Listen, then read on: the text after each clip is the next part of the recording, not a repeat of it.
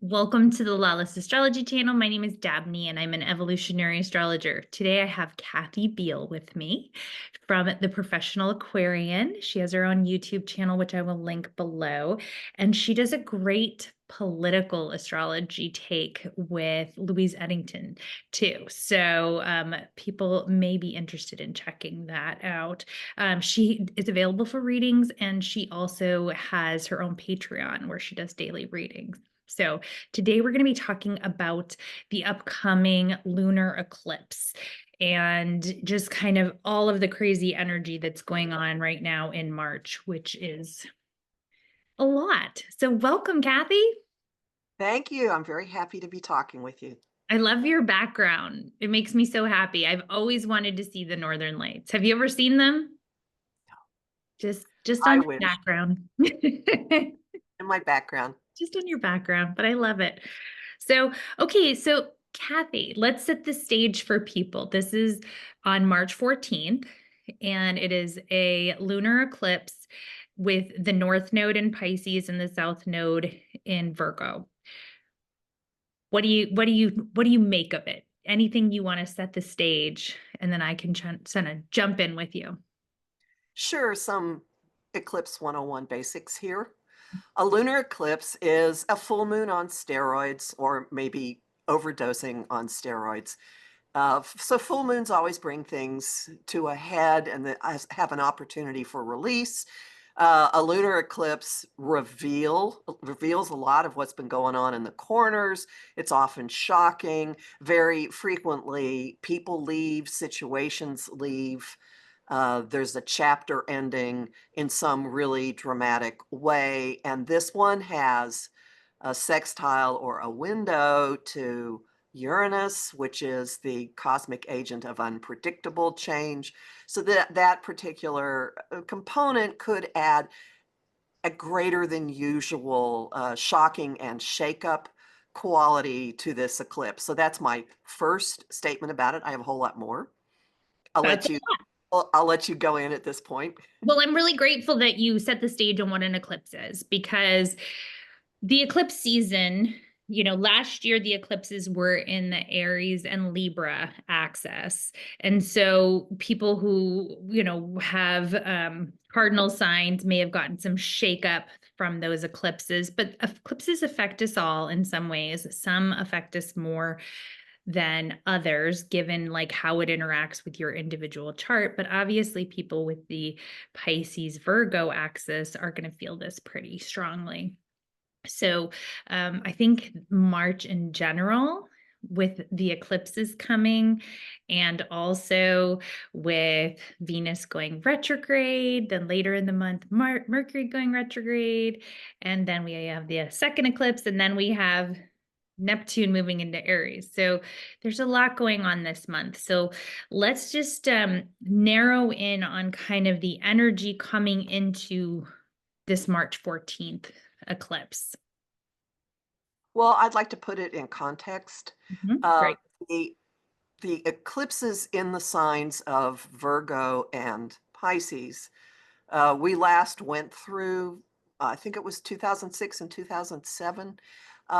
These started the current round started last September, and they'll go into early 2007. And I find it fascinating that uh, the changeover between the Aries North Node eclipses and the Pisces North Node eclipses happening this month in the midst of an incredible mix of like an abundance of Pisces energy, and then retrogrades in Aries and a solar eclipse in Aries. The Aries Libra eclipses that we've been through have, in my observation, been pumping up the individual side of every relationship equation and inspiring people to go off and do what they're going to do and not worry so much about everybody else. Because the Libra way is think about it beforehand and set the game board up so that you can get buy-in before you approach somebody. Nah, it's everybody, it's every man for himself. We're all Captain Kirk, or we're all the Lone Ranger, or whatever. We're all off on our own, okay? But we move from the very beginning of the zodiac back to the very end of the zodiac with this massive pileup in, but wait, we're all connected. How do all these individual actors deal with being in the same pool with everybody else? And the lunar eclipse this month clears a lot of that out. It clears a lot, it sets new boundaries. It rewrites a lot about how we have dealt with each other, because Virgo has to do with service. One way of looking at it, Virgo has to do with service and being critical. I mean that like in an evaluation way, looking at things in a real discerning way. And um, Pisces is we picking up everybody's stuff and we're all blurred and no one knows who starts and who ends. So it can be highly intuitive, highly empathic, highly creative, drowning in stuff that is completely unmooring us from reality. So the Virgo lunar eclipse just cuts through it, to my thinking, in a way that may not be soft and fuzzy always, but will clear a lot of the confusion out, I'm expecting. Well, I mean, and that might be a really good thing. Like when you were talking, I was just thinking about like how, people think that the government, like Doge cutting all these jobs and everything is very Virgoan, like this is the responsible thing to do. This is, we have to look at things critically and cut things and like, but it ends up just being chaos, right? Like it ends up being not that sort of scalpel precision like that Virgo likes, right? And so there's so much Piscean energy that there's a lot of delusion and people not really be like thinking things are one way and they might be quite the Uh-huh. other. And that also, what you're bringing up, also speaks to the border issues that now exist that weren't there before. And fascinatingly, this lunar eclipse goes across all of North America. So it's Canada, the US, and Mexico. And we now have a situation where there's arguing about the dividing lines between us and our neighbors to the north and the south, and there are varying battles going on. And and this has been happening before the eclipse. It's part of the build up to it. And I hope people understand eclipses are not one day events. They build and then they take a while to actually play out. But I see this as one of the issues Yeah. involved. I think that you're right about the, kind of the hangover of the we have to assert ourselves. We have to look out for ourselves. We're number one, the me kind of energy that we've been in.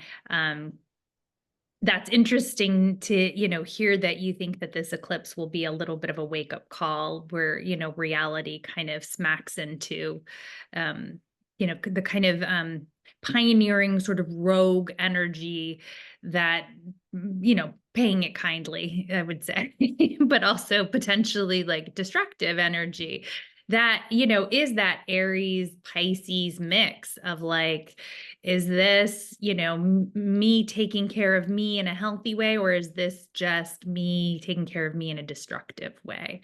And that's really interesting with the Venus retrograde in Aries, where it's like, we're going to have to redo some of this. They're already walking back a lot of the tariff talk because there's consequences, right? And that'll get even bigger when Mercury stations retrograde. He's moving into the retrograde station at the eclipse. He stations retrograde on the 15th. Okay. And the Mercury retrograde is completely nested within the Venus retrograde, both in terms of dates and area of the zodiac that it's covering. So we're clearly going to revisit a lot.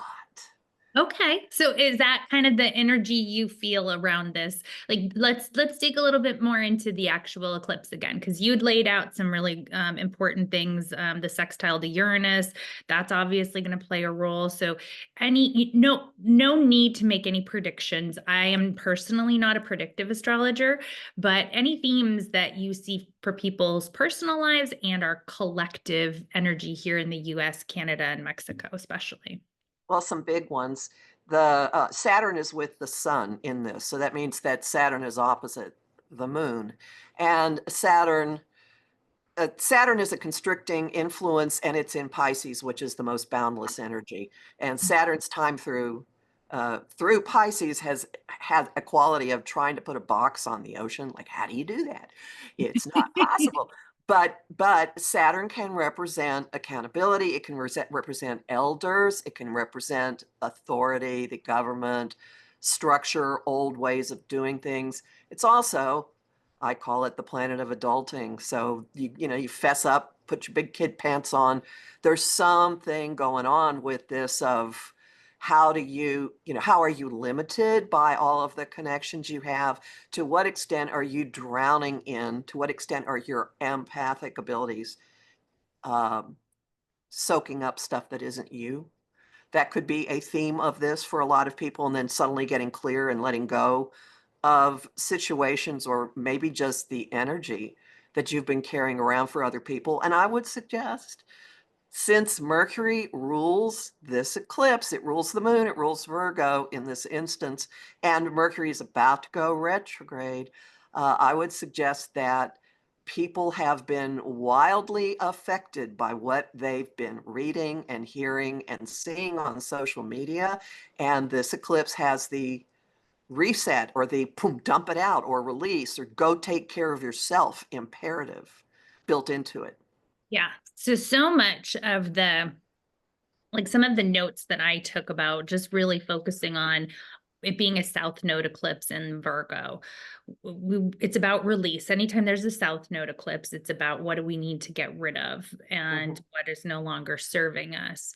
And with Virgo, it has to do with control. It has to do with worry. It has to do with endless criticism and self-evaluation.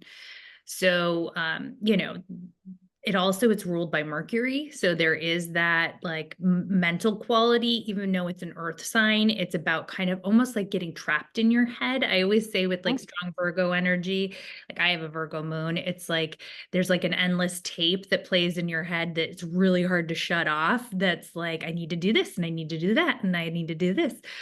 And Pisces is about, kind of stepping into the unknown, trusting, like a trust fall, like believing that there's something greater at work, holding that energy, like letting go of the control and stepping away from the worry and just kind of holding the energy that there's sometimes chaos and destruction is necessary for flow and universal truth. So those were some of the themes that I was playing with.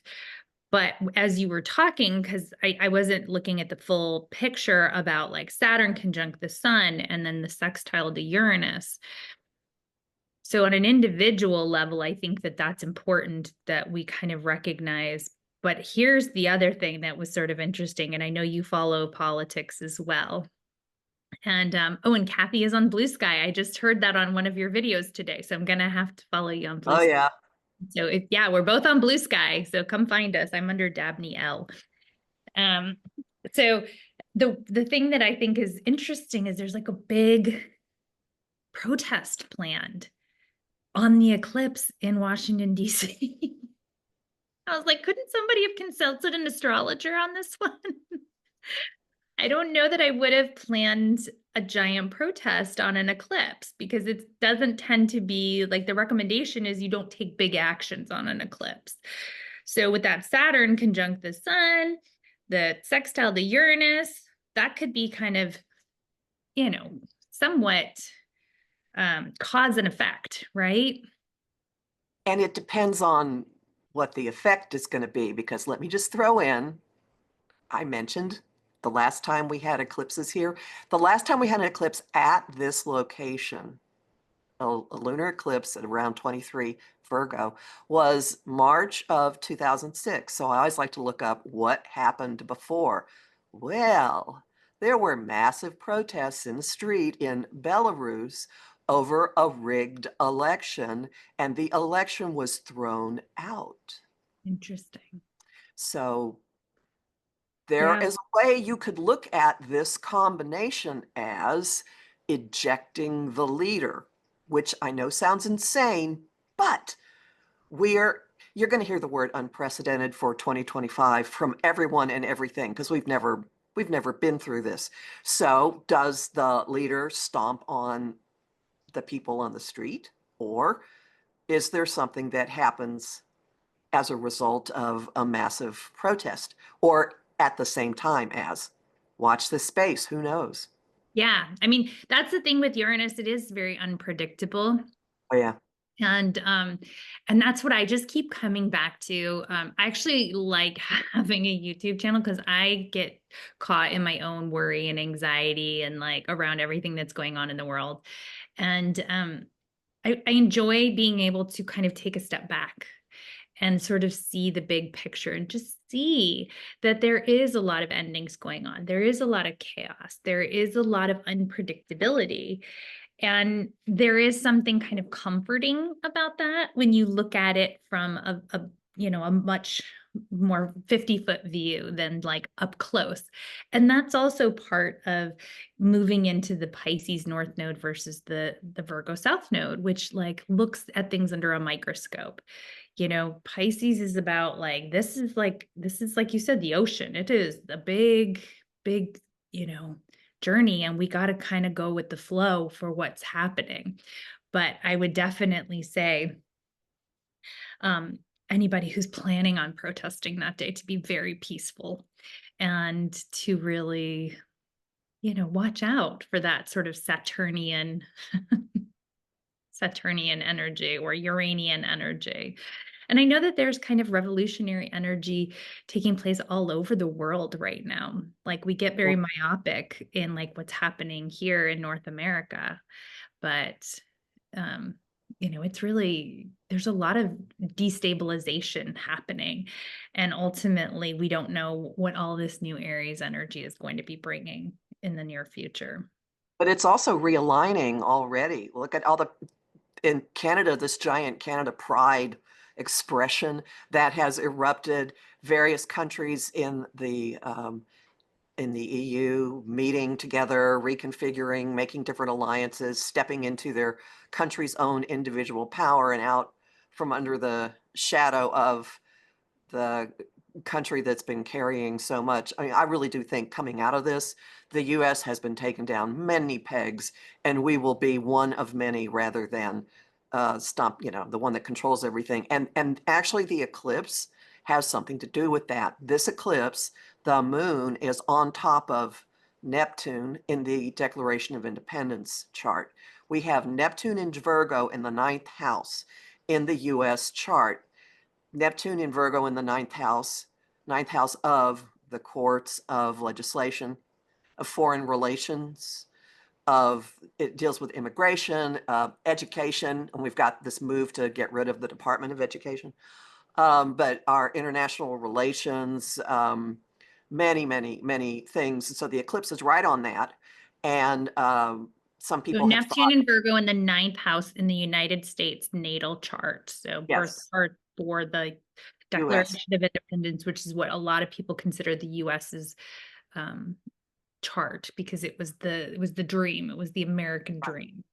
And Neptune in Virgo in the 11th also speaks to the illusion or the dream of separation of church and state, which has eroded with Neptune and Pisces opposing that. And it's also the illusion of who we are. And this eclipse on that is part and parcel of all our alliances being suddenly shaken up, uh, not acting in like who are we really allied with? Are the people allied? Is the government allied? Big questions about all this. And I'm truly fascinated. I mean, I'm so fascinated. I'm discouraged, I'm stressed, I'm all those things, but I'm also fascinated by the fact that half of American voters are actually like rah, like, and there is no, yeah. 25%, 22%, I think, is what the what the Oh, of the pop. voting population. Yeah. Yes, Yes. yes. No, of the people who actually showed up. But the bottom line is like by not showing up, there was an implicit, like I don't care, right? Like I wouldn't say it's necessarily implicit support, but it's an implicit apathy. Mhm. And so it's a challenge for those of us that really are invested and pay attention. Um, and are students of history, to see kind of like the warning signs, but there is a contingency, an equal contingency that pays attention, that voted specifically for this by what they believe, right? Like their beliefs are, and I'm saying this because I get comments from people, and when I read the comments, they feel very delusional to me. But I know that they think I'm delusional, right? Part of that is because of a difference in information sources. Absolutely. And that's the Absolutely. Neptune, and that's Neptune in Pisces. Neptune in Pisces going through the third house of communication of the US chart since 2011, right? That's 11. what, right. So Oh, it's stunning to me. The vitriol, like, just FYI, if you're gonna post anything, I will delete it or I'll hide it or whatever. Like, I'm kind of done like answering back. But what's interesting is, like, I don't go on like right-wing astrologers or like biased, in a different direction, and like, start spewing like, you're an idiot. You know what I mean? So it's just so funny to me. It's such an interesting, like, what's gonna happen, like, as things actually unfold, because I believe that we're still in the fog. I believe with all this Piscean energy, it's very easy to still hear what you want to hear what your bubble says, right? And I'm if there is an ounce of what's the right word I'm looking for? Just something that I'm somewhat looking forward to is like Neptune moving into Aries, clearing out some of that delusion. And I will fully admit there's probably delusion on my side too. Like, I don't think that, like, ever I've got a lot of Libra. Like, I see shades of gray, but it's really interesting to see, like, I'm interested in the cognitive dissonance that may come. it ought to be big. And this is making me think of, okay, we got at the end of March after this eclipse, as we Right. get toward the next one, there is a huge dominance of end of Pisces energy in the sky. And Neptune is at 29 degrees Pisces now and it'll be back again only at that degree starting in, I think, November for a quick cleanup.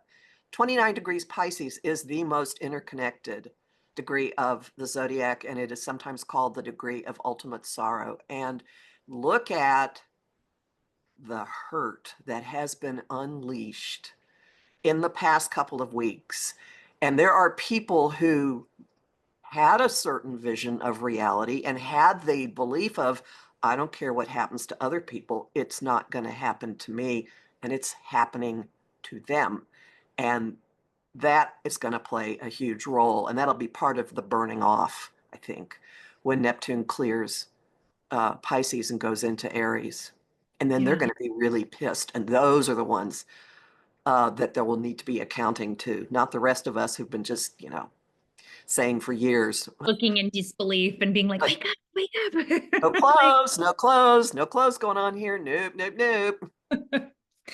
yes, I'm sorry. This is turning into being a very feisty video. I'm sorry, everyone, but I just feel like, there is so much going on in our lives that is not dictated by all of this. And yet it's so hard to not come back to how it's going to impact us all on a very personal level, right? It already is. It already is. And the reality seems to be dividing between people with empathy and people without. I think of two films. I think of two films by Frank Capra, actually. I love Uh, Frank. one of them is It's a Wonderful Life. Okay, yeah, right. Everybody's seen that. And the other one is You Can't Take It With You, which is a comedy. Also with Lionel Barrymore. He's not the bad guy in this one. It's a young Jimmy Stewart film. And the gist of both of these is the importance of your life is not the money in your bank account or what you do for a living. It's the connections that you make with other people and the impact you have in that Yeah. regard. Yeah. And it's interesting too. I guess, so many of us, and I don't know if you fell into this category, but there is sort of an idealism with Neptune and Pisces, like thinking of like how, beautiful that could have been, or, and I do believe that there were beautiful aspects of it. But if we think of Neptune really as, the cultural zeitgeist and like what, I know Christopher Renstrom says it's like what glamorizes you. And so it's what you idealize in society. And so it felt like there should have been an idealization of empathy. And in some ways, I guess there was. Like we had, big movements around things like the Me Too movement and Black Lives Matter and things like that, which really did have a foundation in like, understanding that other people have different experiences than we do and that we can care about it. So but there was also this rise of kind of toxic masculine energy, this kind of rise of selfishness, like, this is what I want, not what you want.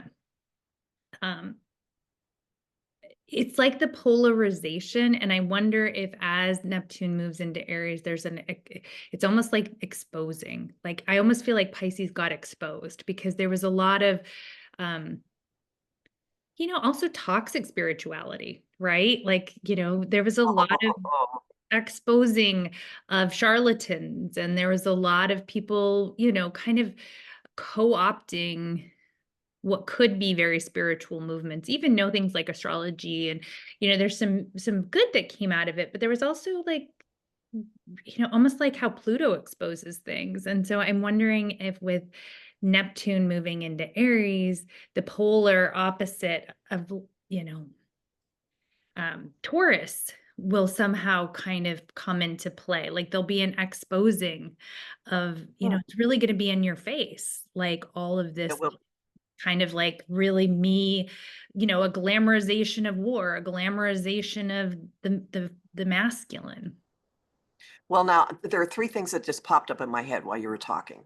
And the first one is Neptune and Pisces could be glamorizing celebrity, the glamorizing glamour, something that isn't there when we have a reality TV president. Secondly, Pisces can have a lot to do with victimization and martyrdom, and we have segments of society that are now being held up as the ones to be sacrificed. That could be a factor in it. But the other thing that really jumped out at me while you were talking is that the United States is having its Chiron return. Chiron in Aries, and I see Chiron in Aries. I've been characterizing it as toxic masculinity, out of control masculine. And we're seeing that with women and people in marginalized community being fired from jobs, public jobs, positions of power within the military. That's Aries. So, and the Chiron return, I think, is not exact until we're building to it, but I think it's not exact until Neptune actually moves over into Aries. So, yes, this will be something we'll be confronting and dealing with. And it's And it's interesting. I did a thing before the election, and that in the United States during our previous Chiron returns, there actually has been big steps for women. Like that's when we actually got the vote. Like there are big steps for women because it's about healing mhm. this core wound about how we've treated other people, how we've been violent toward other people. So I'm like in my better days, I look back, like I take that larger view and say like this is a course correction because we have kind of come in and dominated the world stage. All empires do, right? I mean, that's what happens. This is like a historical cycle. But we just completed our Pluto return of the Declaration of Independence, but now people are talking about like, well, we're still in our Pluto return of the Constitution. I was like, all right, we need to wrap up this whole Pluto return situation here in the US. Like, Well, actually, an idea of hope I love about it. that. Let's Because I bring know it in. there are some astrologers who are just doom and gloom and freaking out about what will No. happen when we hit that. And that is this. Our Constitution was signed in a year in which amazing things happened. on this planet. It was a year that a treatise about democracy was published in France. There were big things that happened in the French Revolution in 1789. The Industrial Revolution grew out of this. The income disparity of the peons and the aristocracy created the middle class, And all of this is all happening while we've been having other outer planets go through territory that they were in the 30s, when things like Social Security and the Securities Exchange Commission and the Tennessee Valley Authority were created. All kinds of conservation programs were created. You can look at what's happening now as those who don't like that speeding up and trying to get another grab for power while they can. I've heard a concept lately, a lot of extinction burst, that the intensity of the grabbing is an indicator of how they know their time is very limited. And that fits in with what you're saying, that we're in the last gasp of a way of being. And as we get closer to the recurrence of when the Constitution was signed, it'll also be the recurrence of a lot of other really valuable things happening. And just watch what's going on in France, okay? Watch what's going on in France, because it was going through a parallel experience in the late 1700s, and it has been an ally of the colonies from the beginning. France was an ally of the birthing of the United States. So I actually take that very hopeful view as well, that there has been a dismantling since the 80s of this more, kind of democratic socialist programs and things that pulled us out of the depression. And what's interesting is I saw, I saw on Blue Sky the other day, there was the Young Conservatives posted, we're going to party like it's 1928. And it was like they listed the last time Congress, the judiciary, and the presidency were all Republican. And it's like, and someone said, like, well, who's going to tell him? Like, and that's sort of like, okay, yeah, you all are partying right now. And like, enjoy the party, because unfortunately, like there's some comeuppance coming, and like, but those comeuppance then lead to, like you said, like something new, something different, something greater. And this is where we're headed. And so we don't know what it's going to look like. And Uranus moving into Gemini is going to be a complete game changer as well. So there's so much instability right now, but March is one of the like really heightened stressful times, I think, for people who are empathic, because we sort of feel this destabilization under our feet. Like we feel the earthquakes coming. Like we feel, like, wait, don't party like it's 1928. Like, idiots. Well, and the positive thing to take away from that is that those of us who have been picking up so much are going to have a reset. We're going to have like, oh, healthy choices, healthy borders, boundaries. Things are going to get cut out, and we might be doing the cutting.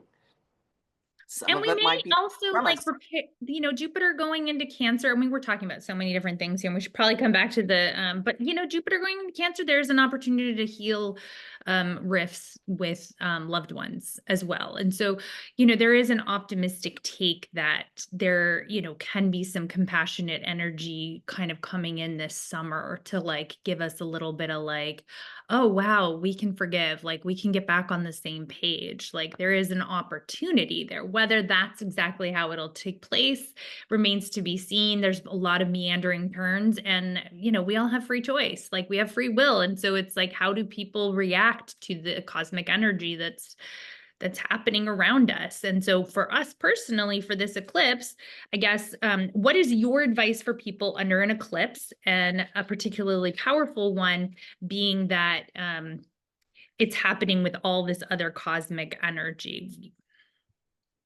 I wouldn't schedule really important stuff right right around it, unless you want a situation to blow out of your life, and then circumstances may do it for you.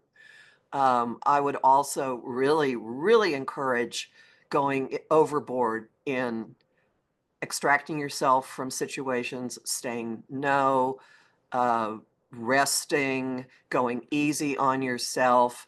Uh, I have a series of very, very short videos under the actions you can take playlist on my site, and I also have a free talk at my site, Reclaiming Your Energy, that give people really easy things they can do to step back, clean out, give people their stuff back, and to start looking at your energy as a resource that you spend like money and that you can control to an extent where you invest it.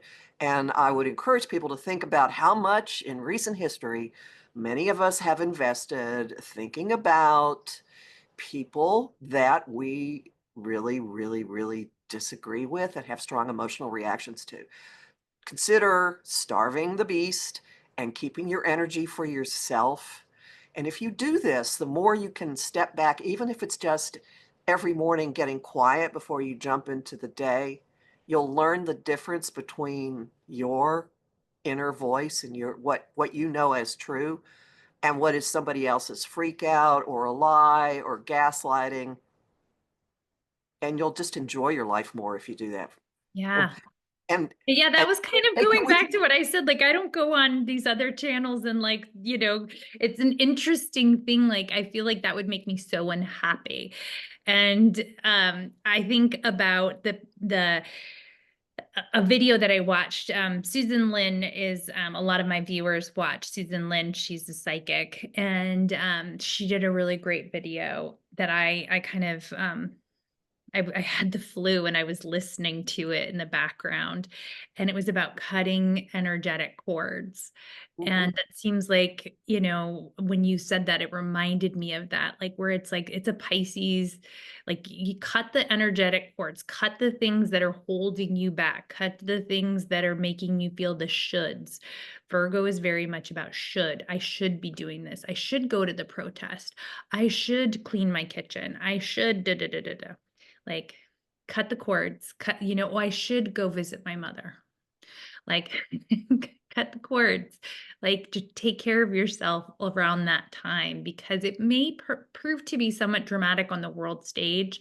And there's just so many different ways that it can play out that it's hard for us to actually say, okay, there's going to be a giant flood. Like, there could be a giant flood, like there could be a hurricane, like there could be all these things, but it could also be something that, like, it's several weeks later and we're just in this energy for now. So, I expect something dramatic on that day, but you never know. Oh, I have some suspicions, but it's not whatever it is, it's not the end of the story. And we're in a very, very rocky, volatile month. The image that I've used, actually, I've got overlapping images that I've used for the month are we're riding the rapids. We're on a river we've never been on. There's not a guide at the front of the raft. We're not quite That sure where sounds we're very true. going. And we're going on instinct and intuition. And oh, by the way, there are flames coming up from the water every now and again. And sometimes I look at it as a really insane adventure ride at an amusement park. And by the end of it, the raft is going to morph into a rocket ship and we're going to just blast off.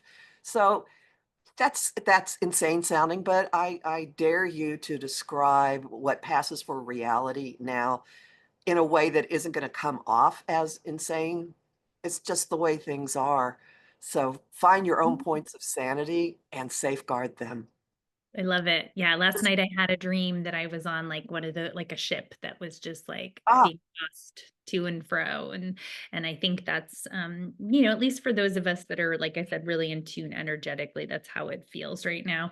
And I love that you said it's not the end of the story. So no matter what transpires in your personal life or in the collective, we have to keep that kind of bigger view that, like, this isn't the end of the story and we don't know where it will end up, and, like, what lessons we have to learn to get there. So, there's one other characteristic of this eclipse, if I can just throw it in before please. we go. This particular eclipse family, the eclipses in Virgo and Pisces, are predominantly lunar eclipses. The cycle we're just now ending, the ones that were throwing us all forward, were predominantly solar ones. They were predominantly pushing forward. Lunar eclipses are predominantly cleaning up, releasing, and ending chapters. So between now and early 2027, there will be a big theme of cleaning up and shutting down a lot of the way things have been previously. I don't mean that in an ominous way at all, at all. And so you can, if you know your chart, look at where Virgo and Pisces fall, and that will give the areas of life that are going to act as the stages for where this is going to happen. And it could have a lot to do with the way you've been approaching things, the way you've been thinking about reality, or the way that you have taken on stuff for other people. And now is your time to not do that so much anymore. Yeah. Yeah, that's always important to, and I've got a video, a beginner astrology video that you can always kind of look on my site to try to figure out where things are. And you can always get a copy of your chart at like astro.com or someplace like that, because it is good to know kind of the arena that this is going to take place in. And also it sounds like going back and visiting that 2006 timeframe and seeing what some of the patterns in your life were at that time, because sometimes these things play out again in a different way. So, Kathy, I'm so grateful that you came and talked about this eclipse with us. I think this is going to be some really good advice for people. Any other final parting words, or are you good? Your sanity is number one priority. Do what you need for that. And please gravitate to situations that make you glad you're alive. You're not keeping your head in the sand by doing that. And you're actually shoring up a network of little sparks of joy, building, building, building, which is what's going to be needed when big changes come. Yeah, dance. Yeah, seriously. Yeah, get your body moving and enjoy some good music, enjoy some good food and rest. And yeah, thank you so much. So Thank you. check out all of Kathy's stuff that I put below in the description. And you probably enjoy her political takes as well. And when she does her political shows. Yeah, there's a reason and a season for it all. The universe is conspiring to help us. Like, subscribe, and share. And I will see you all until next time. Bye, stargazers. Bye, Kathy.